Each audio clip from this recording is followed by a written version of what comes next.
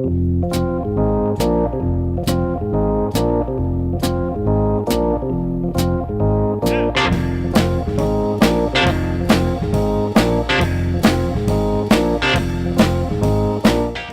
to the Two Blokes Chatting radio show on 94.7 The Pulse. Music, interviews, news, and, well, Two Blokes Chatting. Now, here are the two blokes. I've been everywhere, man. I've been everywhere, man. Across the deserts bare, man. I've breathed the mountain air, man. Of travel I've had my share, man. I've been everywhere. Been to Tullamore, Seymour, Lismore, Mooloolaba, Nambour, Roochdore, Kilmore, Marillaba, Birdsville, Emmaville, Wallaville, Connemara, Connemara, Strathrown, Proserpine, Ulladulla, Darwin, Gingin, Lilliquin, Muckdilla, Wallumbilla, Bougainville, Cumberland, Ramakilla. I've been everywhere, man. I've been everywhere, man. Yes, we've been everywhere. This is Regional Roundup. We do it every week, and today we are going to a town so famous that NASA named their moon landing gear on after it. Apollo Bay. Good morning, Sally Cannon. You've got Neil here. You've got Rob on the other line. Good morning, Neil. Good morning, Rob. Good to hear from you, Sally. It's nice to put a little smile and peck in your voice, because when I was just talking to you off air, the news of Warnie has rocked you a little. Oh, absolutely devastating to wake up to that news this morning, Rob. I'm just like everybody, just in shock. So yeah, cannot believe it, and obviously, and as well as Rod Marsh too. Just thoughts and best wishes to their families at this devastating time. Absolutely. I think the other thing that we've said it probably 3 or 4 times, Sal, it's probably worth listening now, because obviously you've drawn a big audience, and so it's worth saying again, and that is, if you are either male or female, don't fall for the old, it only happens to blokes thing, particularly people who live in regional Australia. Those who are over 40 years of age, please go and make an appointment with your doctor and get a heart health check. It is so important to do. It takes 10 to 15 minutes, and you will find out if there's something wrong with your heart, and they can do something about it. Please do it this week. Sorry, we've been doing that all morning. Good advice, definitely.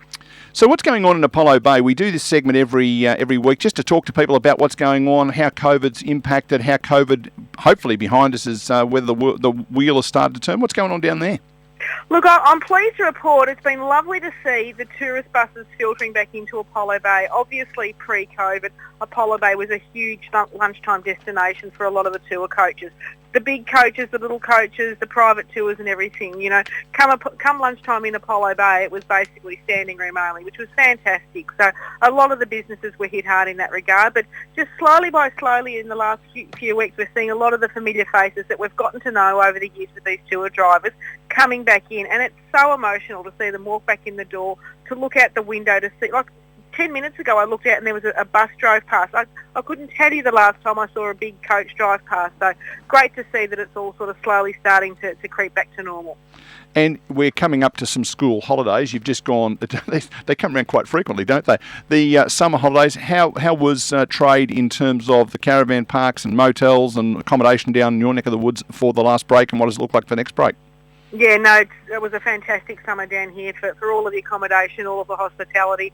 And I think, you speak to the accommodation providers, they're booked pretty solid now until after Easter. So the weeks have been good, the weekends are fantastic. So you're looking forward to, obviously we've got the March long weekend coming up next weekend, and the school holiday sort of at the start of April, with Easter in the middle of those. So yeah, look, it's looking great moving forward, and like I said, it's just great to sort of start to feel like we're getting back to normal.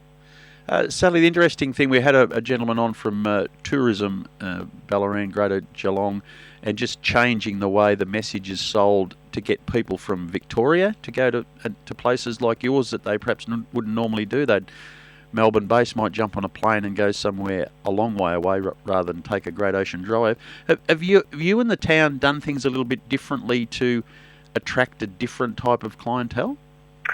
Look, I don't know about the town itself. I know any opportunity I get to promote Apollo Bay, the Great Ocean Road, the region, I just jump at it. Anything I can do to get people to come down here. Obviously, Rob, you know what I'm like. I'm so passionate about this area. I think Apollo Bay is the best place to base yourself to explore this wonderful area.